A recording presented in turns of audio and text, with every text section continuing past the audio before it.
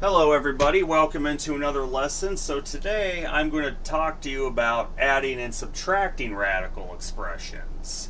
So here, for example, we have the square root of 18 plus the square root of 50.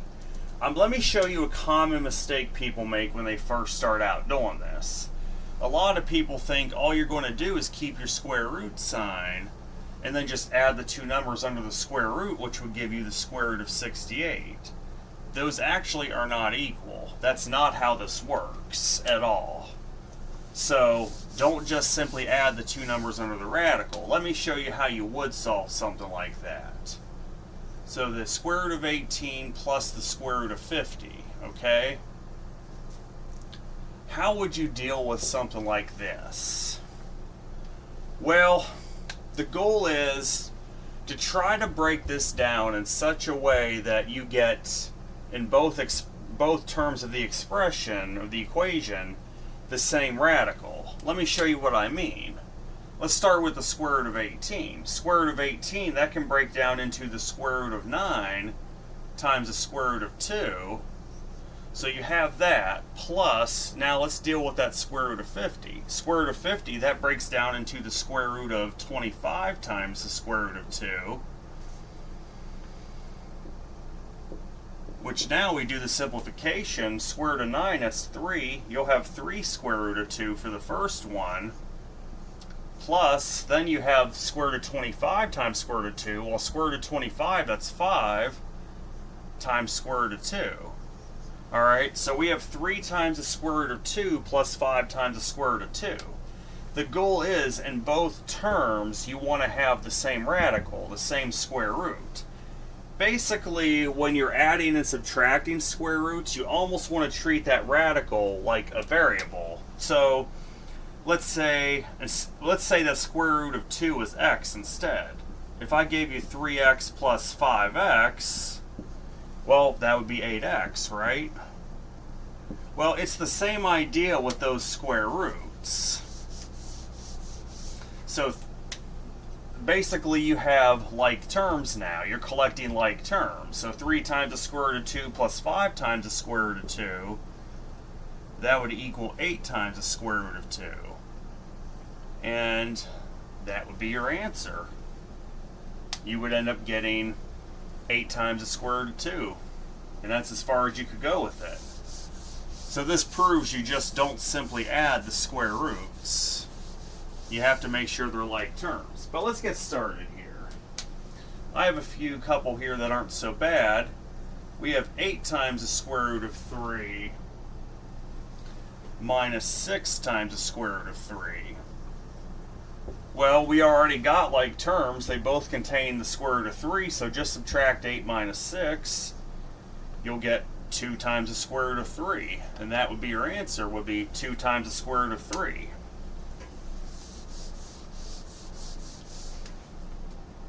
Next one, 9 times the square root of 5 plus 4 times the square root of 5. So we have 9 times the square root of 5 plus 4 times the square root of 5. Well, we got like terms. They both contain the square root of 5. So 9 plus 4, that's 13. Then you would just have that times the square root of 5. And that would be your answer, would be 13 times the square root of 5.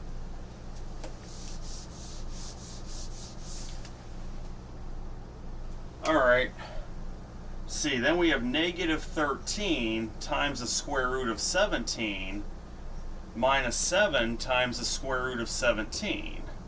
Well, both of these have the same square root, so all we have to do is subtract negative 13 minus 7. You'll end up getting negative 20 times the square root of 17. So your answer for this is negative 20 times the square root of 17.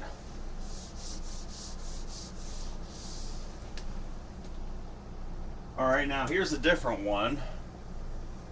We have 5 times the square root of 80 minus 12 times the square root of 5. So we have 5 times the square root of 80 minus 12 times the square root of 5. Okay, well, we don't have the same square roots anymore. But if you look at this, you have the square root of 80, square root of 5. Are there any factors of 80 that involve 5? There certainly are. You have 16 and 5. So let's put some parentheses here. You'll have 5 times that square root of 80 breaks down into the square root of 16 times the square root of 5. Then you'll just have minus that 12 times the square root of 5. Well, let's see. This will turn into 5 times the square root of 16, that's 4. So you have 5 times 4 times the square root of 5 minus that 12 times the square root of 5, which we know 5 times 4 is 20. That would give you 20 times the square root of 5. Then you'll just have minus 12 times the square root of 5. Well, now we have the same square root, so we can simplify this. So 20 minus 12, that's 8. You'll end up having 8 times the square root of 5. And that would be your answer to this equation, would be 8 times the square root of 5.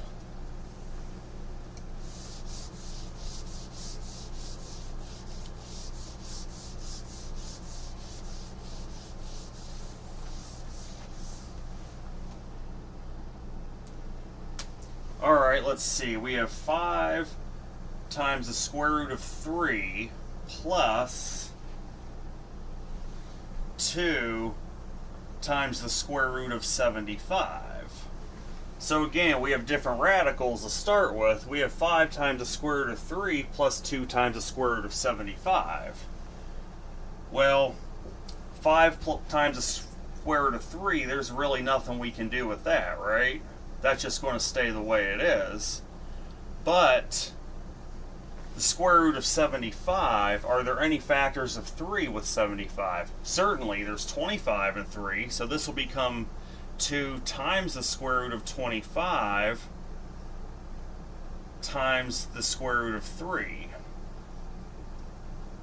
Which now, let's simplify further. You still have 5 times the square root of 3, plus then in the second parentheses you'll have 2 times that square root of 25, which is 5, so you have 2 times 5 times the square root of 3, which this will turn into 5 times the square root of 3, plus then 2 times 5, that's 10, you'll have 10 times the square root of 3. Now we got a way to simplify it. We have 5 times the square root of 3 plus 10 times the square root of 3. That's simply going to become 15 times the square root of 3. That would be your answer to this equation, would be 15 times the square root of 3.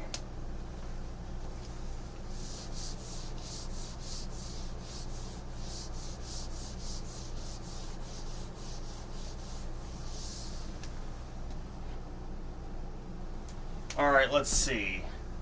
We have negative 2 times the square root of 24 minus 3 times the square root of 6. So again, we have different radicals, but we can simplify this in such a way. We know factors of 24, well, 6 and 4. So you'll end up, first parentheses, you'll have negative 2 times the square root of 4 times the square root of 6. That's what square root of 24 breaks down into. Then minus your 3 times the square root of 6. Well, in the first parentheses, let's see, negative 2 times the square root of 4, which is 2. So you have negative 2 times 2 times the square root of 6. Then you just have minus 3 times the square root of 6, which negative 2 times 2, that's negative 4 square root of 6.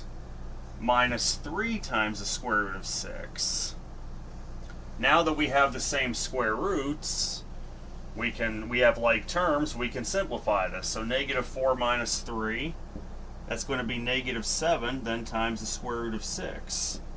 So the answer to this is going to be negative 7 times the square root of 6.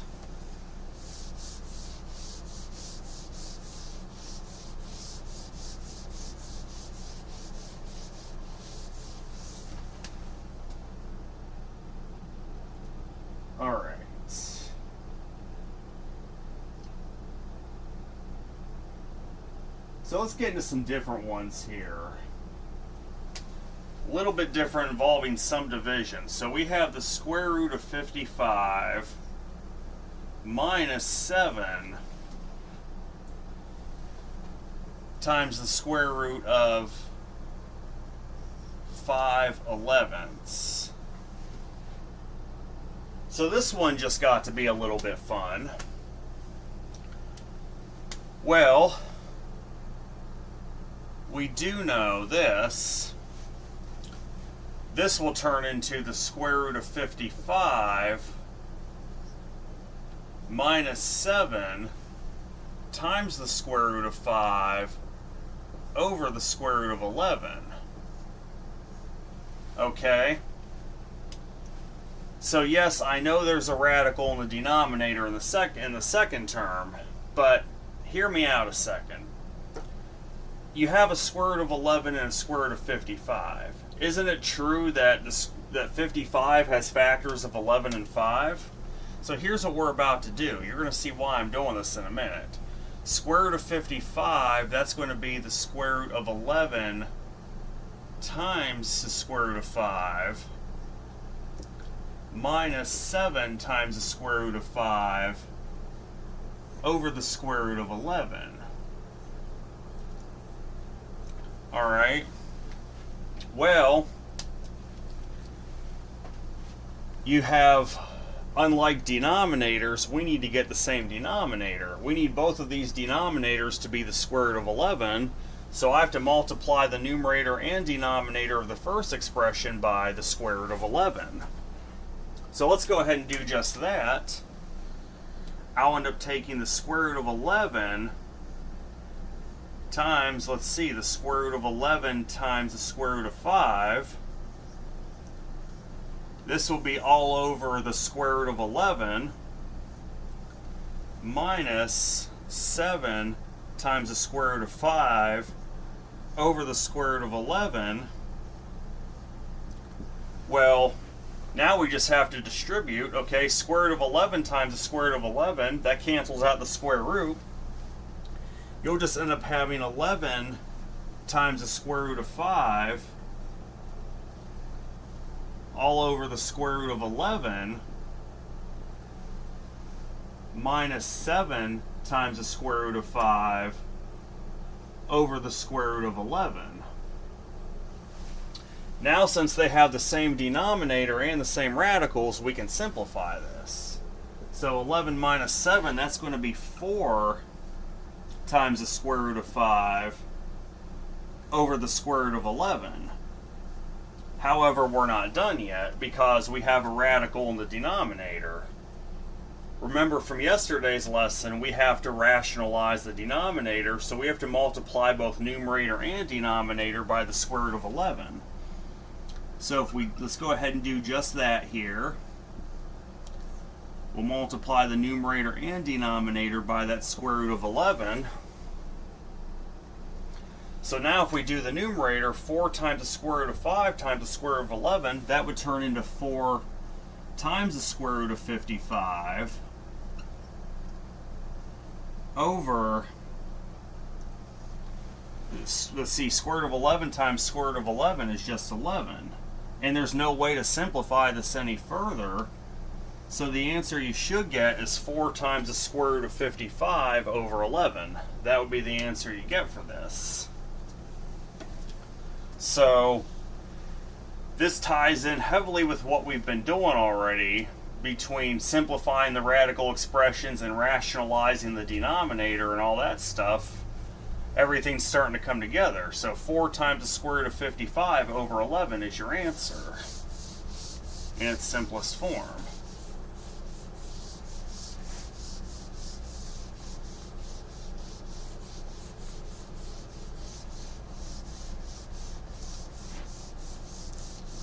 Alright, now we have the square root of 3 minus the square root of 1/3. So we have the square root of 3 minus the square root of 1/3. So a little bit of division again. Well, first thing I would do break this up, you'll still have the square root of 3 minus the square root of 1 over the square root of 3, which we know the square root of 1 is 1, so this will turn into the square root of 3 minus 1 over the square root of 3. Well, we have two different denominators. We need to get the same denominator, right? So that means we got to multiply the first term, the numerator and denominator, by the square root of 3.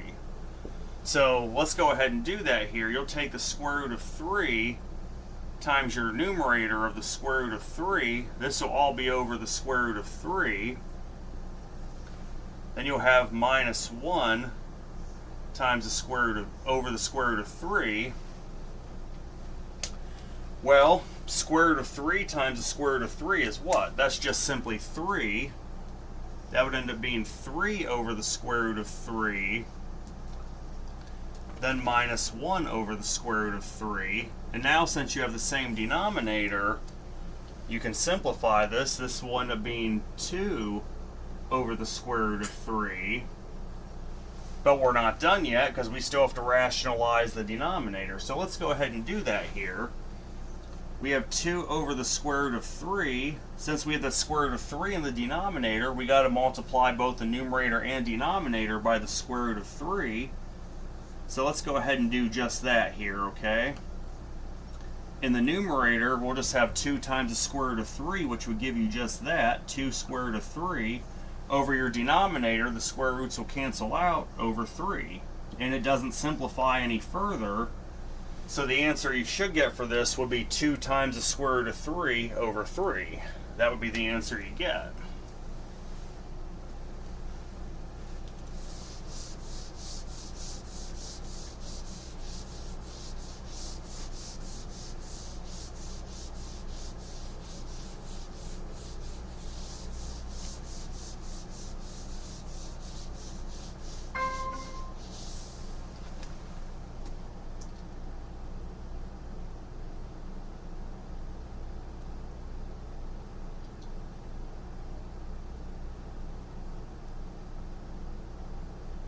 Alright, let's see.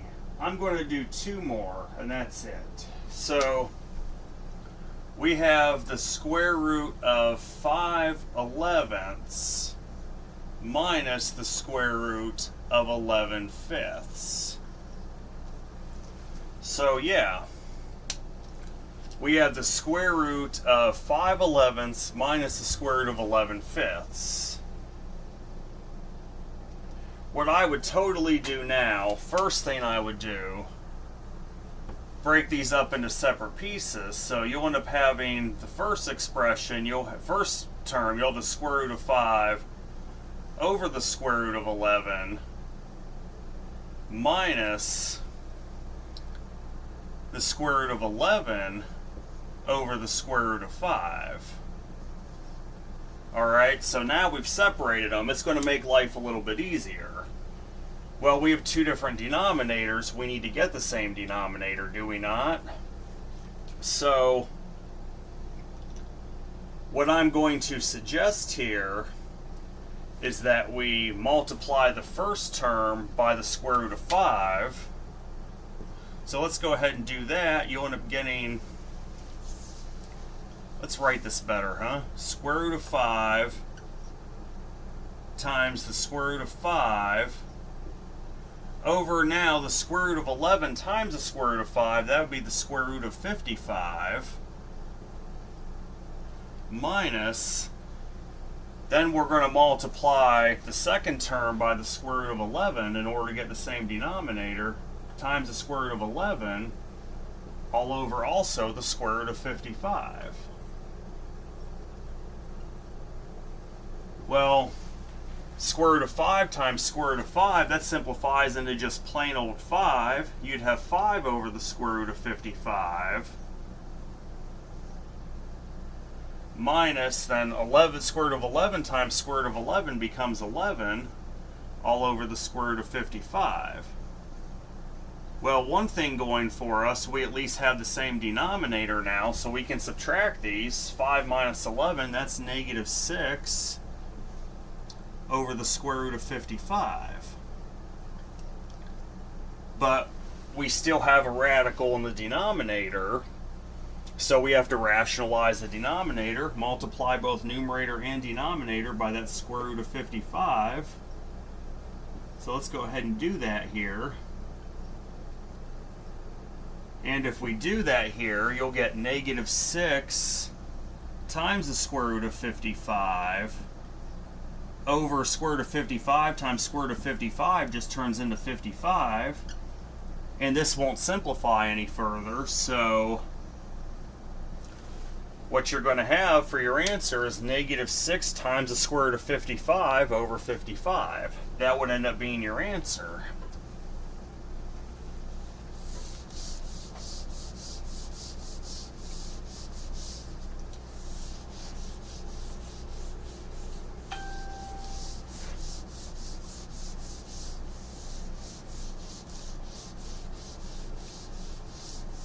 Now, let's see, one more problem I would like to do.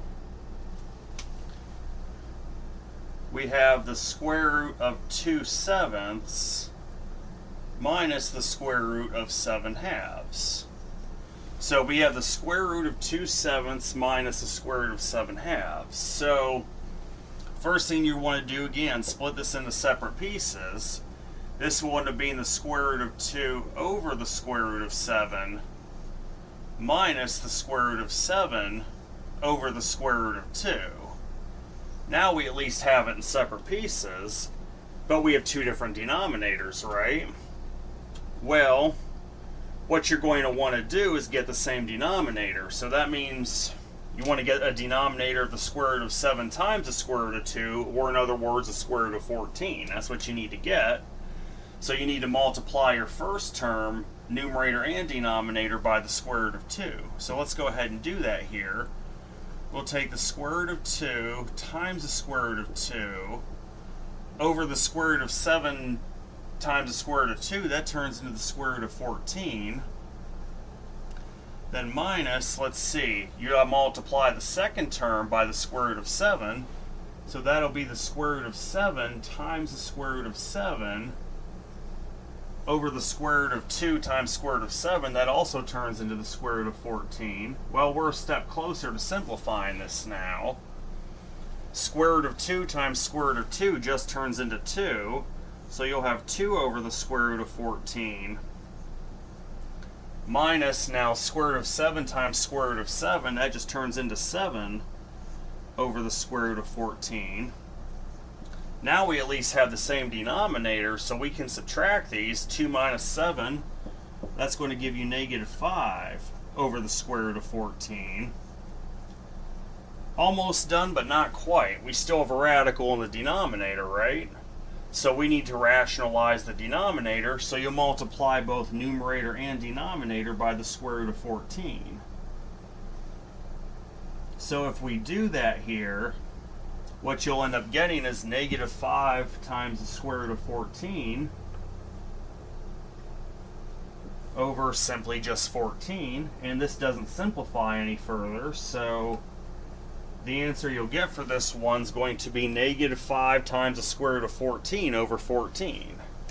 So yeah, these can get kind of messy, but they're really not that bad once you remember to rationalize your denominator to have, you know, the same square roots and all that. So that's it for this lesson. Next lesson, we're going to multiply binomials that have square roots or radicals in them. So that'll be bringing back the difference of two squares, the expanding a binomial to the second power, and then the FOIL method with square roots. So I hope everyone has a good day. Take care.